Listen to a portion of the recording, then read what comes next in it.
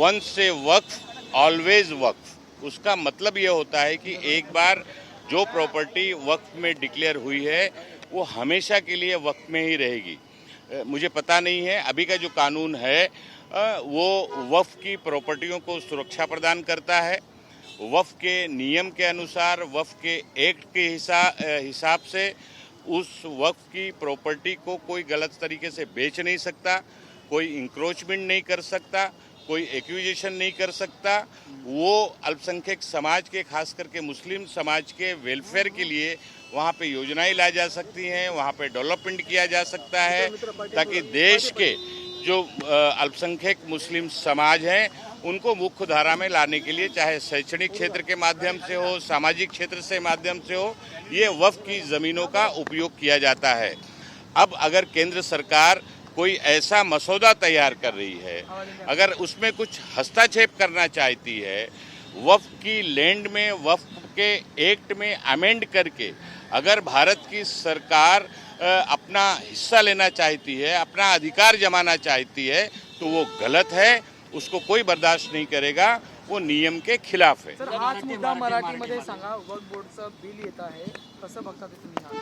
नाही, आता ते वक्फ बोर्डाच्या बिलामध्ये काय प्रस्तावना आहे, काय काय त्याच्यामध्ये विषय आहे, ते आमच्याकडे त्याची माहिती नाही आहे।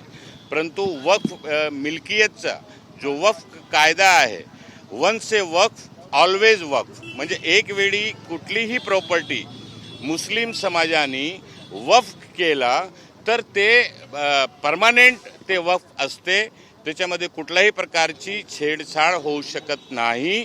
वक्फ कायदा जो 1995चा झालेला आहे, ते कायदा एक दोन वेळा दुरुस्ती जाऊन एक चांगला प्रकारचा कायदा वक्फ मिल्कियतच्या संरक्षणासाठी केंद्र सरकारने केलेला आहे आणि तो वक्फ कायदा राहिला पाहिजे। आता जी बातमी येत आहे, जर म्हणतोय, जर त्या नवीन काय अमेंडमेंट भारतची केंद्र सरकार आणत असेल आणि वक्फ कायद्यामध्ये हस्तक्षेप करून वक्फ मिल्कियतमध्ये काहीतरी आपला भारत सरकारचा दावा करून किंवा संबंधित मंत्रालयाचा हस्तक्षेप करून वक्फ मिल्कियतमध्ये काही तडजोड करण्याचा जर प्रयत्न करण्याचा अमेंडमेंट आणत असतील, तो चुकीचा आहे।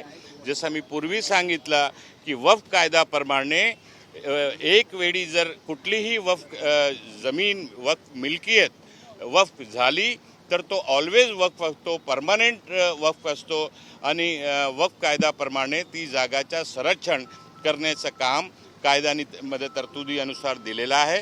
त्याच्यामध्ये मला वाटत नाही कुठल्याही प्रकारची तरतुदी करण्याची गरज आहे।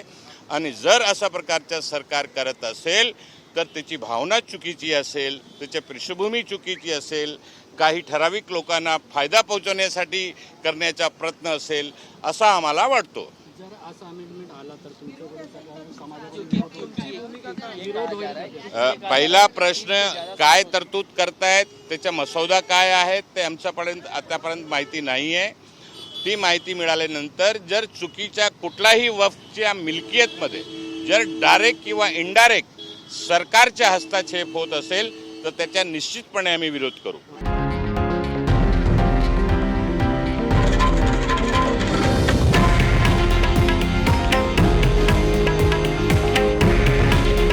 हे आहे देशातील नंबर 1 न्यूज नेटवर्क आणि आपण पाहत आहात TV9 मराठी। काळजी तुमची, हित महाराष्ट्राचं।